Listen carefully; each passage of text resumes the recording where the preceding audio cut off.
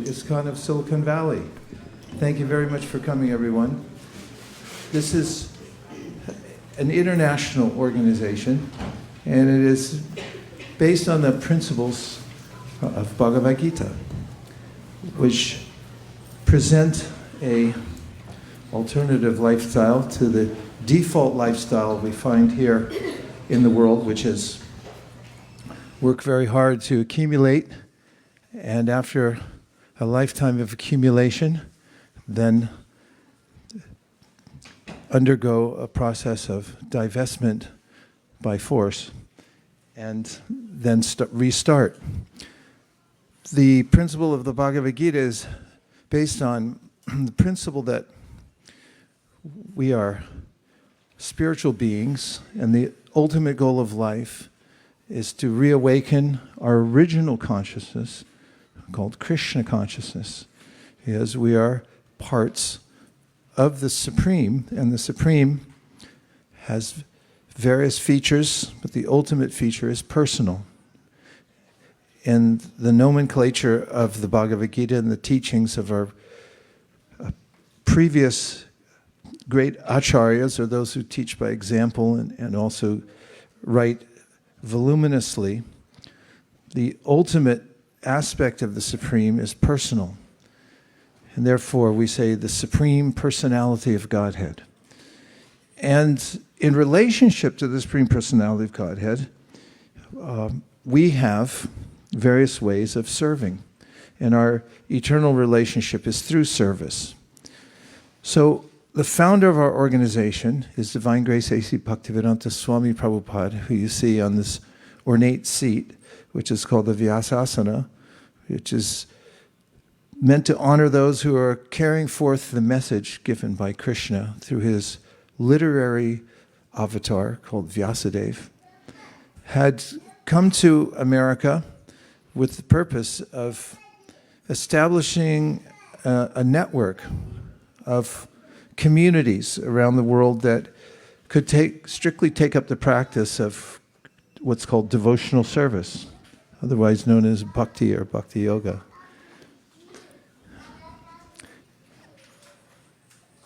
That's extra commentary.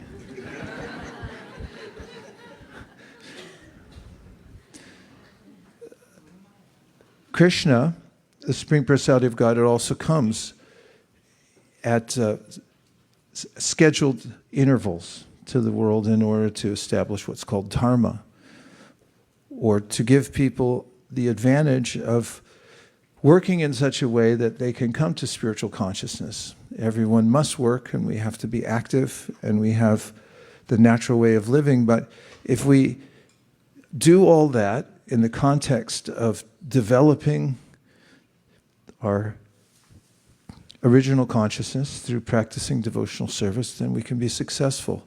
So Krishna comes at intervals, and there are many teachers who come as well, who dedicate their lives to establishing a simple path that people in general can follow, and then step by step become fully God conscious or Krishna conscious. So that's the purpose of our organization. And within the teachings of Krishna, there are, as I mentioned, various other representatives, teachers, and he also, Krishna, comes in various forms called avatars, those who cross down from a higher position to a lower position to give us knowledge and the practice of devotional service. And most recently, one of Krishna's avatars, named Lord Chaitanya Mahaprabhu, appeared in Bengal and established, or I can say reestablished, or simplified the process of devotional service as was presented by Krishna in the Bhagavad Gita.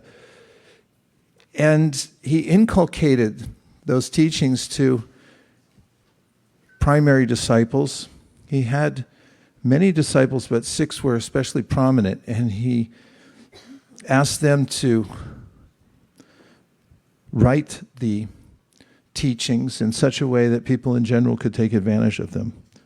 So those books become guides for those who are on the path of bhakti or devotional service within the International Society for Krishna Consciousness, or for anyone who's practicing devotional service. And our teacher, Srila A.C. Bhaktivedanta Swami Prabhupada, made sure that not only did those who came to him have the gist of how to practice devotional service, but they also had the support of these literatures, many of which you'll see on that back shelf. We keep the books here inside the temple room, and we also have, unknown to many, the largest room in the building is the book room. It's in the center. It's the Sanctum Sanctorium, where we keep literatures for distribution all around Silicon Valley and beyond. And we also advocate that those who practice devotional service keep literatures in their homes so they can read them regularly. And Chaitanya Mahaprabhu taught a system that seems quite simple, and it is, but within it, all the most important aspects of devotional service are included, and that is the repetition of the names of God. And what Chaitanya Mahaprabhu taught was that there's no more powerful name in this world than the direct name of the Supreme Personality of Godhead. And when one says the name of the Supreme Personality of Godhead, of course he has many names, just as we have many names, then one comes directly in contact with him. And coming in contact with him means that we'll also become purified. We can purify our consciousness in that way. So, from what I've described so far, there are several main practices to the ancient system of bhakti yoga or devotional service. One of them is chanting God's names.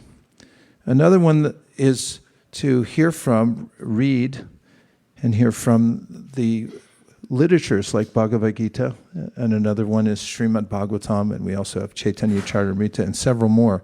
Enough to keep one busy throughout a lifetime if you go into them regularly and make a study of them. They are voluminous and they're dense. They have deep wisdom that one can listen to and become inspired by and also discuss. So these are two beginning processes of devotional service, in Sanskrit called Shravanam, Kirtanam. Shravanam means to hear, and Kirtana means then to chant. And if you start with these two, or restart, sometimes we start something and then we don't finish it. Has that ever happened to you? Yeah, it happens to all of us. The world distracts us. We start with one intention. You might have signed up for a club, health club, on January 1st, and then you stop going in by January 3rd. And then remember 2 years later that you signed up and you're still getting charged. That could happen. So there's a way in which we may start, we may restart. But Krishna in the Bhagavad Gita is very encouraging. He says, whatever progress you make is never lost. And it's altogether reasonable that somebody would start and then stop. It happens to all of us. We get distracted by the world. Life happens, as they say, and we get carried away in one way or another. But the memory of our practice and the advancement that we've made is never lost. Even when we leave this world, kind of a euphemism for dying, we leave behind the physical body, but we carry with us our mind, which is like software, and the soul, which is spiritual, like the user of the software and the hardware. And we get another situation based on the consciousness in which we left our last body. However, Krishna mentions in the Bhagavad Gita, if you made spiritual advancement, then you'll, at one point in your life or another, you'll pick it up again. And it'll become naturally attractive, spontaneously attractive. Therefore, in the Gita, Krishna gives encouraging words to us and says that even the smallest attempt at devotional service, the practice, is never lost. And it can also save one from being waylaid in such a way that one doesn't come back to devotional service for a long time.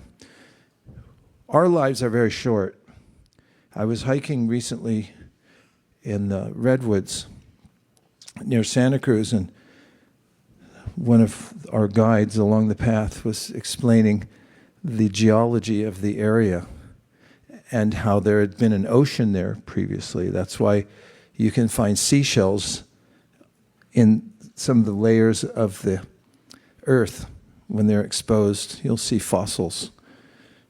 And for Mother Earth, these occurrences are, as to us in our lives, something that happens in due course, like various seasons come and go, and they seem to do so quite rapidly and regularly.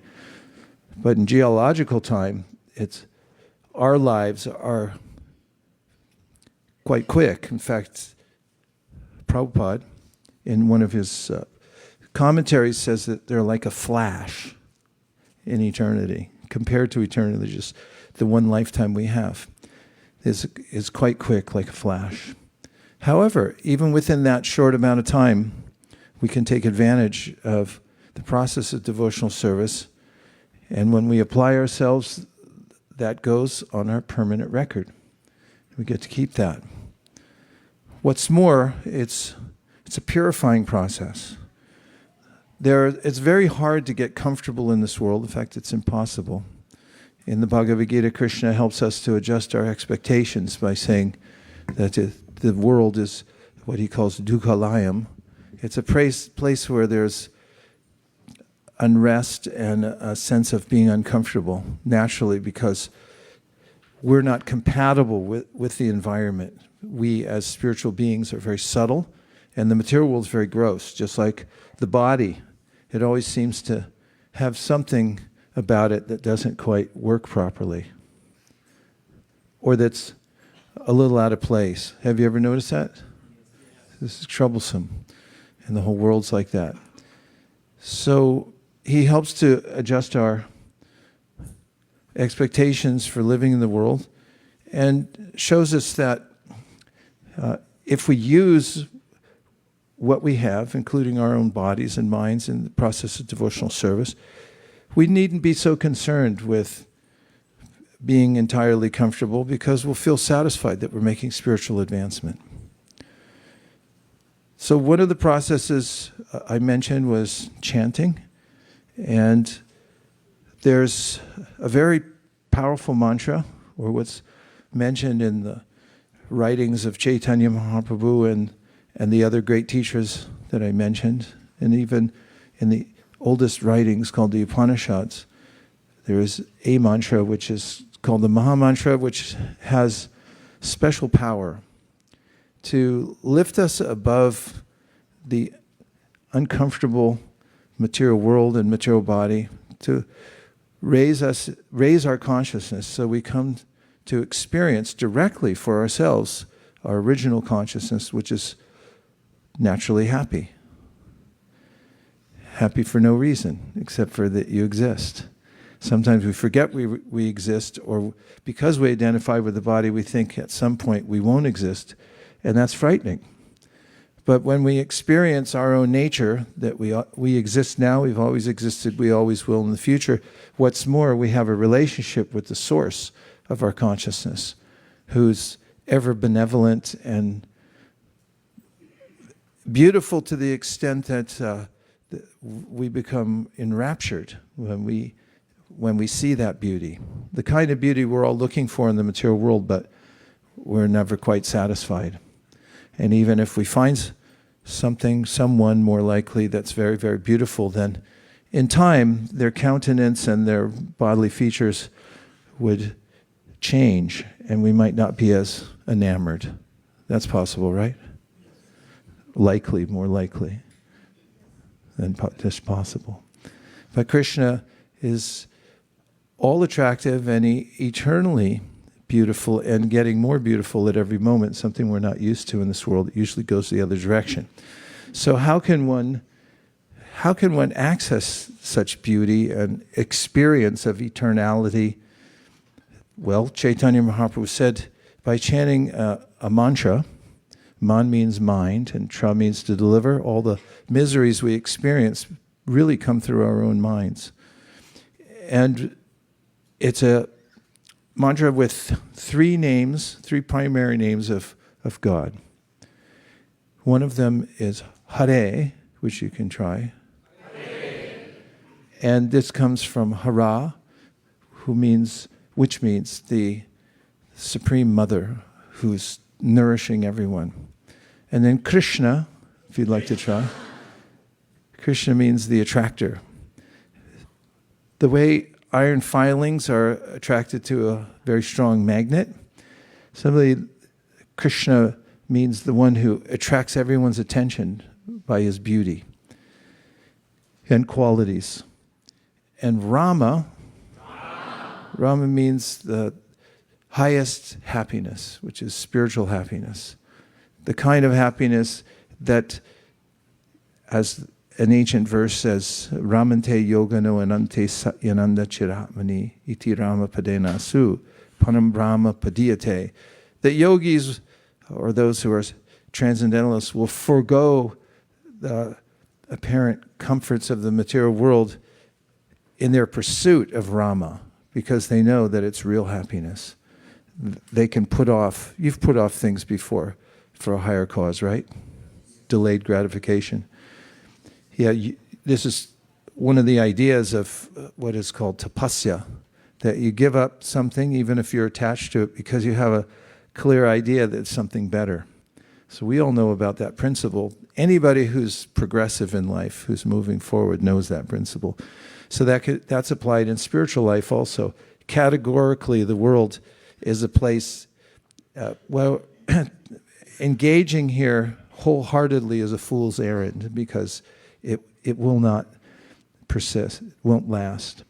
But Rama, the pleasure that one gets from experiencing one's direct relationship with the Supreme, is ever increasing and permanent. And Prabhupada explains that if you shine a beam of light into the sky, theoretically it will continue to expand eternally.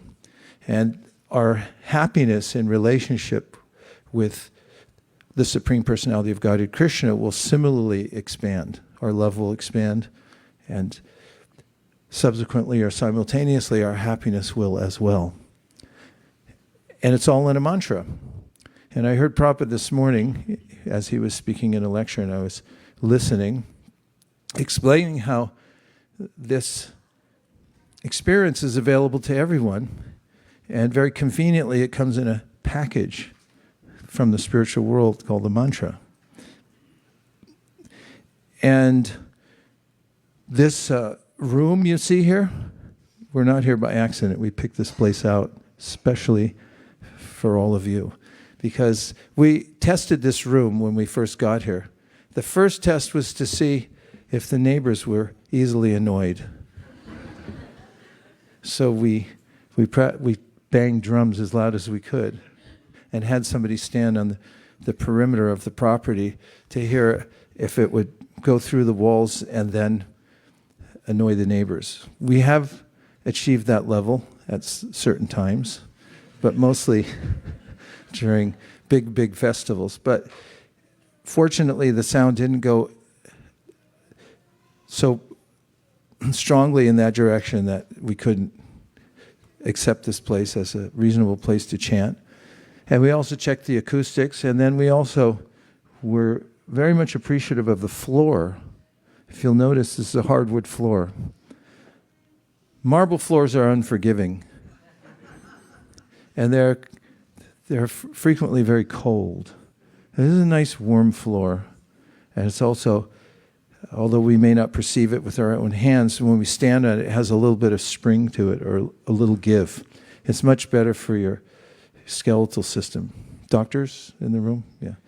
So this room was meant for this practice of Shravanam Kirtanam. We do have an assemblage like this regularly. And we also designed this room as, you may see all the cameras around here. You'll notice they're in various strategic positions. The walls, if you ever get a chance to look in, you'll see that they're wires, bundles of wires this thick. I saw when we were first moving in here 11 years ago, we put a lot of wires just in case we wanted to use fiber optics or any other more advanced technology in the future. Is that correct? Yeah. And so it's designed specifically for this, just to come here and practice the tenets of Bhakti Yoga, chanting and hearing, sitting in a group like this. But we thought of this room as whoever assembles here is the live studio audience, and the bigger audience is out there, everyone watching. Can we see if there's anybody watching on Zoom? I don't see any faces there. Let's welcome there Subhadra and Hansapriya. What are you doing there? Get over here. So this is our mission of the International Society for Krishna Consciousness. We do it for ourselves, but we also think of ways to make sure that the same type of teachings and the same kind of practices and vibration goes out for the benefit of the public. And we have that idea here also, that this is a center where people can come, congregate, experience for themselves in the association of like-minded people, the power of the hearing and chanting, and then also to go out and offer it to other people as much as possible. In fact, in many ways, doing that gives the greatest sense of spiritual edification. When you give to others, you vicariously appreciate the power of the mantra, because although we naturally have our own experience of a spiritual awakening, otherwise we wouldn't be here, when we offer it to other people, oftentimes we think, oh, they'll never appreciate this. But when you give it to them and then they do, they say, oh, maybe there's something in it. And we remember again and again, by giving it to other people, how powerful it is. So that's important also. And oftentimes when people come who are new and looking for spiritual practice, we're watching them and see what the effect is. And then we're reminded. And oftentimes when somebody's practicing something for a long time, they may feel entitled, or they may forget the potency of the practice, because there are forces working against us, including our own minds and bodies. So when we have new people in our midst, they serve as a way of reminding us of how important it is to begin again and again and again, start over every day, and try to be fully in one's spiritual practice. Well, those are a few preliminary remarks. I forgot my instrument bag today, so is there anything I can use? I'm not going to take your kartals. Unfortunately not. But thank you. That was very helpful of you. That would be interesting, that thing. But whatever you suggest. What? I can bang on something. Thank you. Bring it on. Let's see what happens. We have a saying that workarounds bring turnarounds. This might be a big deal in my evolution, hopefully. It is a little clangy, but... So, there's a power in chanting the names of God, and one can do it privately. Which is extremely helpful, because oftentimes we're driven by what other people want us to do. We have to get up and get ready to go somewhere, to serve somebody. And we also may become preoccupied the minute we open our eyes. It's much like in one of the ancient literatures, Srimad Bhagavatam, is a description of how when a living entity takes birth in a womb, and around 7 months comes to consciousness, and then is aware of the fact that as soon as they come out of the womb, I'm going to become preoccupied by the world around me. And in a similar way, we may go to sleep at night and then wake up in the morning and become reabsorbed in a kind of mindless, not necessarily mindless, but in a routine way of going about our lives. And we may not take the time to introspect and observe ourselves, observe our own consciousness. After all, Socrates said the unexamined life is not worth living. And the Srimad Bhagavatam says, better a moment of full consciousness than an entire life utilized just for survival, of which we will succumb ultimately to the power of the material nature. So why not do what you're good at, which is be a conscious living being, and try to become aware of your consciousness. So there is a practice called japa. Everyone say japa.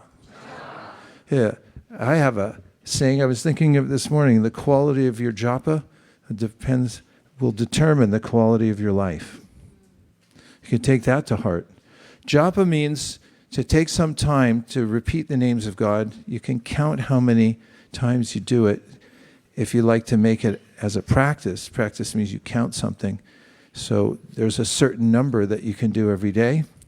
And the more that you practice it and try to observe your own consciousness and see how the mind may be unwilling, and then you can think for yourself, why is my mind unwilling to stay in one place? For instance, you might sit down and try to practice, and then your mind says, get up, walk somewhere, do something. And then you may practice for some time and then realize that you're in a struggle with your mind. The mind is forcing you to go in different places and do certain things that you might not even want to do. And this is called the force of karma. What we're impelled to do presently is because of what we've done in the past. And I may think I'm making an independent choice to go here or there, but actually I'm being forced to do so because of the patterns, the algorithms my mind has developed because of what I've done previously.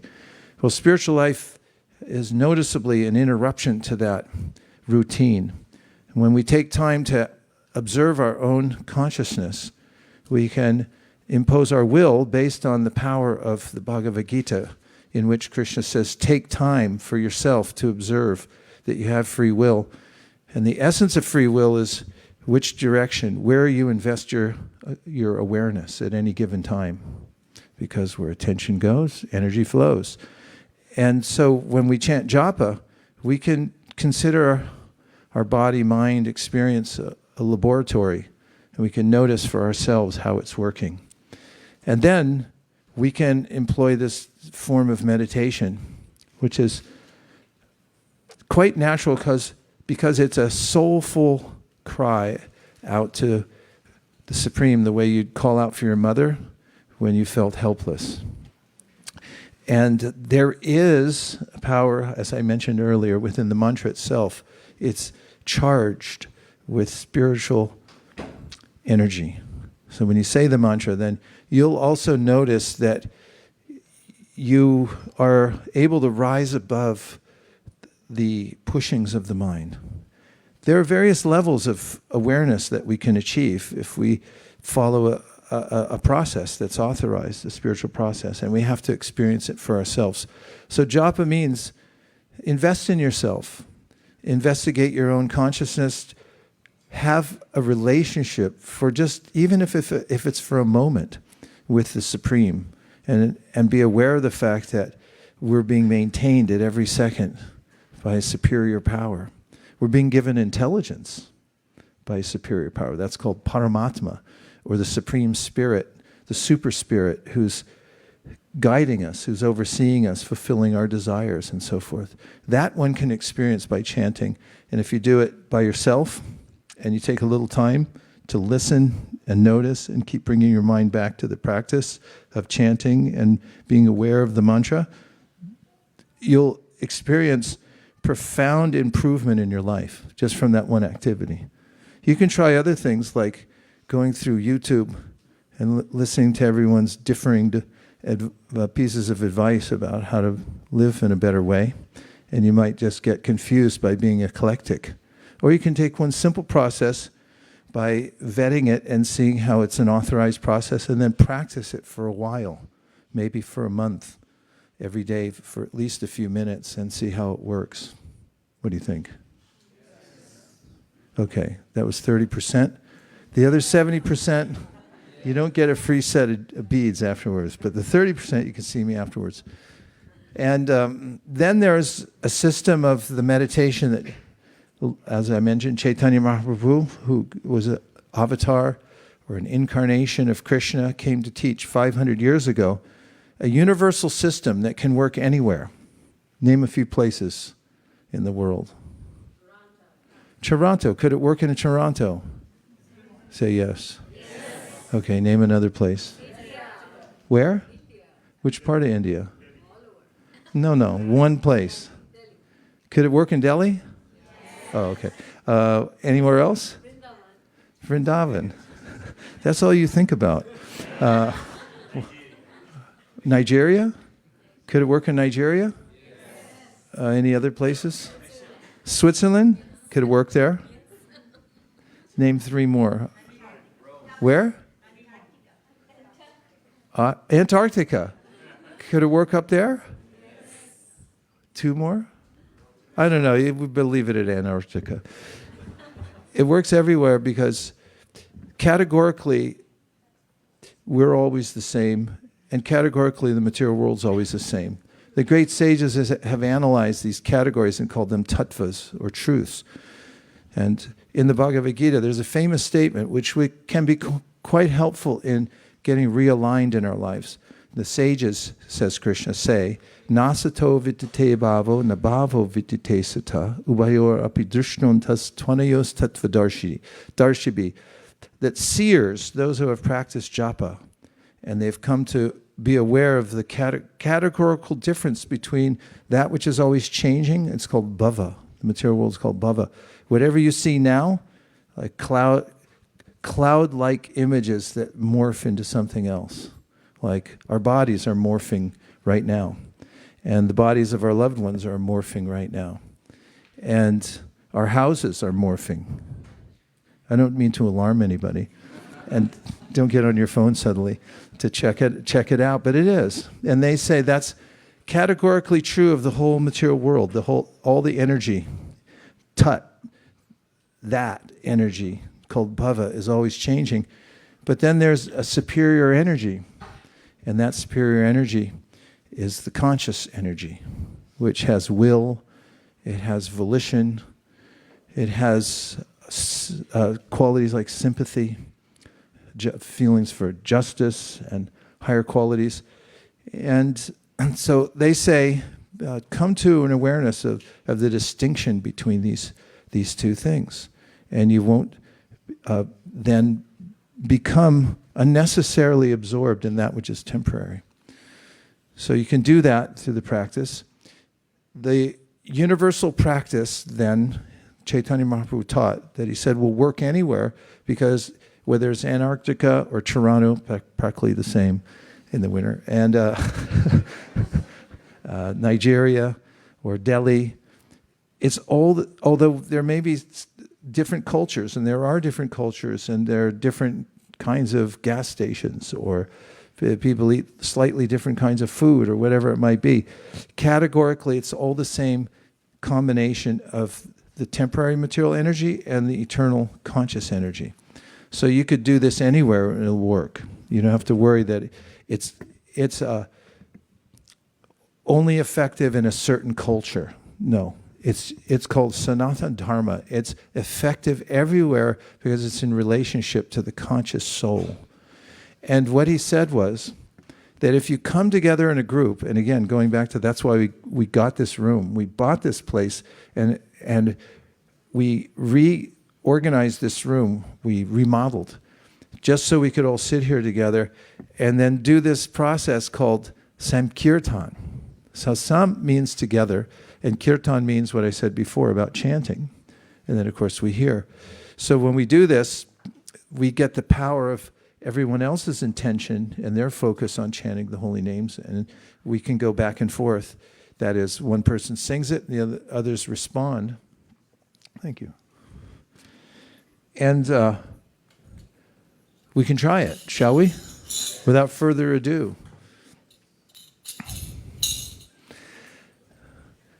We'll start with the gateway mantras. They're invocations honoring the teachers who brought this to us. This is spiritual science. In material science, we use the controlled experiment. But in the spiritual science, we use a different kind of investigation. We make ourselves open to receive grace. In Japan, before people eat, they say, itadakimasu, which means now we receive grace. It's coming down to us. And this is the process for spiritual life. The infinite can reveal itself to the infinitesimal, but only if we open our hearts. We have to be open to receive grace. Therefore, the spiritual science means to prepare one's own heart and mind in a sense of wonderment, humility, and submitting ourselves, saying that it's not me, it's coming from a higher power, so I'm open. So that's the mood in which to chant. So we start with these mantras, thanking our teachers, recognizing the teachers that have given, and the first one starts with a mantra to the great teacher, Prabhupada, who brought this system to us. And then the next one is to Chaitanya Mahaprabhu. Remember I mentioned him a minute ago. And then after that, we'll chant the Hare Krishna mantra. Nama Om Vishnu Padaya Krishna Preshtaya Bhutale Srimate Bhaktivedanta Swami Nityananda. See, it's very personal because we're saying the name of the person who brought it to us. It's a sense of gratitude. Then we say, Namaste Saraswati Deve Gauravani Prasharine Nirvishesha Shunyavadi. Yeah, that's the mission statement. So the mission statement is that he's come here out of love for his spiritual master who gave him this benefit, but where's he taking it? To Silicon Valley, because it says Paschatide Shatarne, which means take it to the West where people are absorbed in machines and technologies and getting a better toaster. Now you have toilets that require an IQ, just how to run it, and all that. These become the preoccupation in the West. Everyone, please move up by 6.2 inches. It's part of the system. But keep the vibration going. And the next mantra,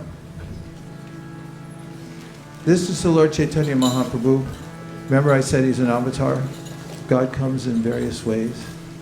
Itam nitriya grishi jaiva jashavatara lokam vibhava yasiham sitaka pratipam dharmam mahapurusha pasi uganda vritam chana kalo yadababas triyugo tasatam. Krishna appears in many different incarnations as a rishi, as a fish, as anyone other incarnation, a boar, a tortoise, and so forth. In his most beautiful forms, he comes with a human-like form and then walks among us. So he's also known as Jananivasa. And Dharman Mahapurushate. He says that he comes to teach Dharma so that everyone can take advantage of it. In fact, Chaitanya Mahaprabhu, as you see here, he's barefooted. So he's a sannyasi or a monk, a renunciate. He gave up hearth and home and he went out barefoot and walked village to village. In fact, he walked hundreds of miles barefoot. And he would go to a particular village and then he would teach people how to do this simple process of bhakti yoga. So it goes, Jaya Shri Krishna Chaitanya Prabhu Nityananda Shri Advaita Gadadhara Srivastava. So Shri Krishna Chaitanya is Lord Chaitanya, and then the rest of the names are what we say are his expansion. God is one. We're monotheists, but there's variety within the oneness, because in Ananda, or happiness or joy, there's variety. If you fly for more than, I don't know, last night we took a flight, and it was only an hour and a half, and I was squirming. What to speak of if you fly for 5-10 hours, you want to come out and you want the variety. And similarly, if you're on the ocean, Prabhupada said when he was on the Jaladuta for a couple months, he said it was torturous. It's just water everywhere. We want variety. So spiritual world means the variety of loving relationships. So when God comes, he comes with his many different associates. God's an unlimited person, and in his unlimitedness, he expands himself to various other associates with whom he has loving relationships, not the least of which are all of us. Raise your hand if you're a person. Because we're going to see if anybody's an AI robot. and if we're going to put you to work later. Okay. Now we chant the Hare Krishna Maha Mantra. And we'll chant it in a raga, because in the spiritual world there's beautiful tunes. Actually, I met earlier, my great fortune, Hamsadwani. I got to meet the teachers from our Vaishnava Academy, who for decades here have been giving their loving association to the children who grew up here at ISKCON of Silicon Valley. And they have many different departments, and they all cover different areas, ages, groups of kids. And there's academics. And where does it start? They were telling me today, from 0 to 2 years old. I said, 0? He asked me, how old are you? I'm 0 years old. That means even before conception, the parents are making their consciousness a welcoming place for a spiritual entity to appear. Because why would Krishna send some living entity to a place where there's tumult and confusion and lower vibrations? So they prepare themselves like that. And when the child is in the womb, then the parents, guided by these amazing teachers here, amazing, they show them how to continuously make the spiritual sound vibration. They'll read the whole Srimad Bhagavatam while the child's in the womb. That's a fact. That's what they do. And then when the child comes out, first words he says, Om Namo Bhagavate Vasudevaya. If you create an environment where children can thrive, then they thrive spiritually. I was just in Laguna Beach, and I was sitting with some devotees. We were preparing for a wedding, and we were talking about what the different elements were going to be. And there was a young kid over on one side, and somebody pointed to him and said, oh, he's really smart, and he's really nice, and he knows. And the temple president goes, yeah, he's like an ISV kid. And I was like, ah. So what we do matters. The way we cultivate Krishna consciousness in our children, the way we cultivate it in ourselves matters. The sound vibration we make in our house and in our car, and as we walk down the street, what we say to ourselves, what we say to others, and the practice that we have daily, it can transform our consciousness. The subtle body takes a certain form according to the environment we leave it in, or what we introduce into it. It's like posture. Have you ever noticed? If you hunch over for a long period of time, mostly like this. If you look around, that's what most people are shaped like. They're shaped like this because they're always hunching over. And it's very hard to get your posture back. It takes practice. You have to strengthen the muscles in your back, and you have to make sure your neck isn't tech neck. And the same thing with our subtle body. When we're listening to lower vibrations where people are singing with an idea of bemoaning their trouble here in the material world, or just out of a sense of attraction for the the temporary nature of the world in an optimistic spirit that I will conquer it or I'll enjoy it and so forth, it deforms our subtle body. And when we're able to chant pure spiritual vibration, our posture comes back. And that means our internal posture. And we start to feel confident about our lives. We know what to do. We can make good decisions. Otherwise, we're overwhelmed, constantly overwhelmed by the onslaught that comes from our own mind and by the deformity of our own internal nature, which is the subtle body. It can all be reformed. So one of the great reforming processes is this group chanting.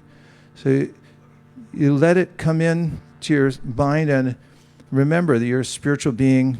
We're here, if you want to conceptualize it, in a heaving ocean where we're helpless. We're thrown into this ocean, and similarly we're being tossed by it. So we can call out with a voice of helplessness and devotion to the Supreme when we do this. And this is especially why we got this building. We made this room just so we could be here right now to do this. You ready? Yes. There are symptoms of the effect of chanting God's names. One of them is that one becomes what's called paradukkhadukkhi, which means that when we see the suffering of others, then we suffer. That's different from parasukhadukkhi, which is a way that when we feel that other people are diminishing or diminished by their environment and we feel better about ourselves. This is the dread disease that one catches from association in the material world, which is a sense of envy. Krishna mentions it in the Bhagavad Gita. Two sides to that they're called icha dvesha. He says icha dvesha samutena dvandva mohina bharata. Because of a sense of duality. Dvandva means I see that people are separate from me. They're different from me. And once I heard Prabhupada say on a morning walk, when somebody asked him, why are there so many different religions in the world? He said, they're not differences, they're varieties. And there's a way in which when one becomes spiritually conscious, one sees the variety within the oneness.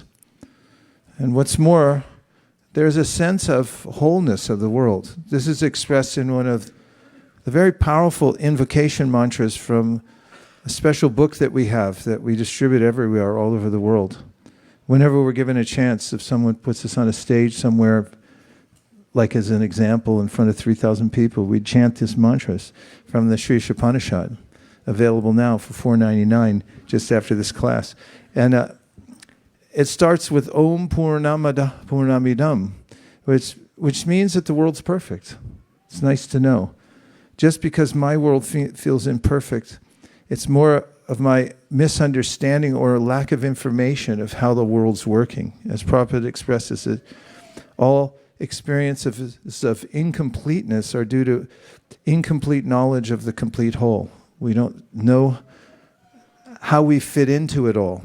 But there's a very simple way in which we can instantly fit into it. Lord Chaitanya taught simple, very practical principles, and one of them was that we are servants. When we take a service mind in any context, spiritual or otherwise, then we immediately feel that we fit in. That's our inside edge as living beings. We're not so good at being masterful of the world. It masters us right back again. And we feel ourselves encumbered by the world when we try to control it. But when we think of how to use everything, and we see everything in the world as paraphernalia to be used in service of the Lord, then we naturally feel at home. And we feel a sense of optimism and excitement because everything can be used in service. And the moment I switch that to the other side and I think, how can I use this for my own happiness? Then that's immediate. That's the time when the thought begins, just at the beginning of the thought. that's when misery comes into my life. This is very practical. And by chanting Hare Krishna, we can develop this service mind. We can also feel a sense of compassion for others. And we also get knowledge. If you're ever in doubt of what to do in your life, chant Hare Krishna. If you ever feel overwhelmed, anybody ever feel overwhelmed? What does it feel like to be overwhelmed? Let's give one person. We want to hear specific answers so we can all relate to it. And who wants to volunteer to describe what it feels like to be overwhelmed? I mean, I never hear of anybody just being whelmed. It's either... We'll pass the mic back.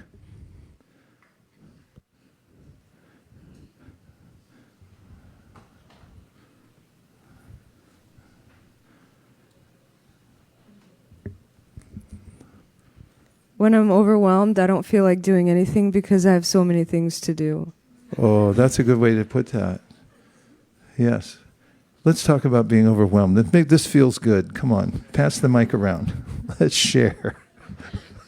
Let's share our sense of being overwhelmed.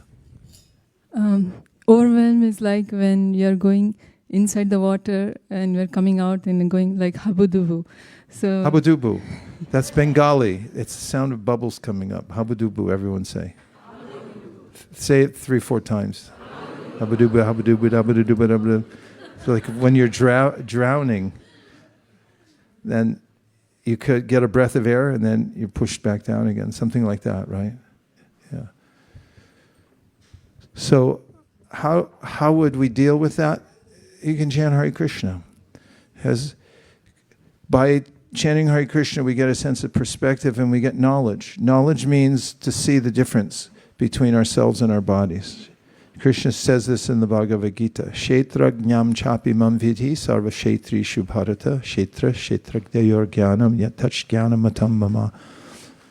It's so sweet. Krishna says, here's my opinion. And everyone was like, your opinion? You're God. I mean, he says that real knowledge means to see the difference between yourself and your body. The body he calls the field of activity, and you're the knower of the field of activity. But even beyond that, there's the knower of all fields of activity and the knower of all souls. That's the super soul, the Paramatma. And by chanting Hare Krishna, Prabhupada says, we synchronize all energies in the world. If we try to do it individually, just like when you're doing a wedding. Yesterday, I performed a wedding ceremony. And every place it's different, and you have to get all the paraphernalia together. That's required for a wedding. You have to have paraphernalia, right? That's one of the main things, paraphernalia. So where do you get it all? It's all over the place, all over the city. There's paraphernalia that people have to wear. That part I didn't take care of. There's paraphernalia of who's going to show up. They're not paraphernalia, they're people, but for performing the fire ceremony, you need all kinds of ingredients. And in our lives, we're always trying to gather all the items that we need to do what we want. We have a conception of what we want. So Prabhupada pointing out from the Srimad Bhagavatam that all organization of paraphernalia in this world comes from sound vibration. And he gives the example of building a structure like a skyscraper. If you want to build it, you talk about it. And you say, where's the paraphernalia? How are we going to organize it? Someone starts writing it down. It comes from the idea, the thought world that gets manifested through our speech. Then we start writing it down. Somebody who's trained to measure how long it's going to be and how high. Then we talk to all the people who have the, what do you need for a skyscraper these days? Builders, what are you using? No builders in here? Steel, glass, everything. It's already there. You just have to bring it all to one place. So you talk about it, say, hey, could you bring me some steel? It's on a ship, it'll come soon. And then you talk about, you make the sound and it all comes together. So Prabhupada said in the same way, everything in your life comes together by the sound vibration that you make. And he says all spiritual paraphernalia that you need to make advancement will manifest in your life when you chant this mantra, the specific mantra, which is Hare Krishna, Hare Krishna, Krishna Krishna, Hare Hare, Hare Rama, Hare Rama. So let's see if there's any reflections. We'll take 2 or 3. And then I have great news for everybody. We're going to have a Hare Krishna dance party. You can go wild with ecstasy at Hare Krishna dance party. We built this room specially for you to dance. You can let your arms go up in the air, let all your cares come out of your heart, and just dance and hear the mantra and feel happy that you're alive and that you're being supported. You'll always be alive. No matter what else is happening in your life, you'll always be alive and you'll always be supported by the Supreme Krishna. And so you can celebrate that in dance, and it's really one of the most beautiful parts of bhakti. Before I use all your time for reflections, go ahead. 3, 2, 1. Yes. Santosh.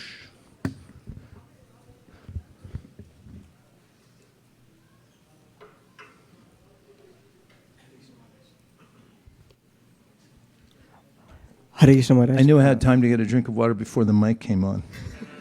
I've calculated these things. Go ahead.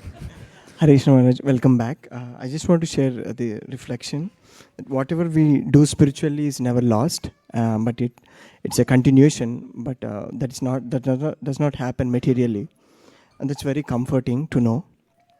And also, I like the point: the quality of japa determines the quality of the spiritual life. These are 2 points I just want to share. Thank you. Yeah, I was born after the Great Depression. Thank goodness. During time of expansion, but I did hear about people from the past who had invested in many municipal bonds and other kinds of stocks and so forth. And during that time, many people lost their wealth, and they also felt like they lost their lives because they had worked so hard to accumulate, and that was their identity, whatever they had accumulated. Spiritual life, you don't need any external. Well, we do need a modicum of material facility to live, but it's a lot simpler than we think we need. But when we have spiritual accumulation, we feel very confident because we never lose it. And also, if you want to know how to improve your life, don't go to YouTube unless it's about how to chant better japa, because that's the first place to start. Start with yourself. It's the one place where you have to take full responsibility for your own consciousness. In kirtan, even as we were doing now, you can just sit here and float along. But when you chant japa, you have to feel the responsibility that, Krishna, I'm doing this. I know it's hard because my mind right now feels like a foe rather than a friend, but I'm going to stay here. I'm going to pray to God. I'm going to pray to you through your holy name. And when you're able to make advancement in that practice, then you feel very confident about yourself. And you know that at any time you can access the Supreme by chanting His names. Okay, one more. Kanka.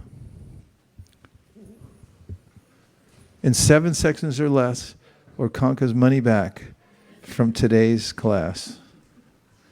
It's getting close. You better pass it faster. Thank you. Thank you very much. One of the things that I wanted to mention was that in the Bhagavad Gita, Krishna talks about japa being the sacrifice for this age. And I have a friend that came to join the Hare Krishna movement in Los Angeles, and he said he just couldn't do it. He couldn't do japa. It was too hard for him. And I think that japa is a sacrifice, and it does take time to discipline ourselves. But just like in other ages, they had different austerities that they did, and we can do this. It just takes time and patience and persistence. Well, we can take it from the example of Kanka Devi Dasi, who's been doing it 56 years now. Okay, last point. Sundari Kirtan, make it quick because we got to stop. Hare Krishna. I especially appreciated about that anyone who makes spiritual advancement is willing to give things up that they're attached to for a higher purpose. And when people wonder, why are you doing this, or why are you doing that, that's a wonderful answer. Yeah, then there's also the concept of preemptive giving. We learn it from Bali Maharaj in the Srimad Bhagavatam. And that means if you have an awareness that, first of all, nothing's yours anyway, but whatever you do have now, temporary stewardship over, it's going to be taken from you. And if you give it away before it's taken, then you're a genius. And plus there's no tax. It's also in the tax law. It's built in everywhere. If you give away what you have, then they come to tax you and say, sorry, already gave it away. So that's one of the principles that realize that everything is Krishna's. And if you sign it over to him, even if you're still using it, you're touching it, you're driving it, whatever it is, it's not mine, it's Krishna's. Krishna says in the Bhagavad Gita, you never touch the material world. So now we're going to perform a cooperative exercise full of service and fun. We'll pick up all the asanas here, these seats, and we'll put them back in the asana bin, if it's still here. And somewhere? You moved it? Wow, that's a big change. Just knock the wall out next time. So we'll put all the asanas away. We'll roll up this rug. Ladies can stand on this side, gentlemen on that side, and then we'll start the kirtan in approximately 3 minutes and 20 seconds. We'll see you there. Hare Krishna. Never miss a chance to dance. Thank you. His Grace Vaisesika Maharaj ki jai. Srila Prabhupada ki jai.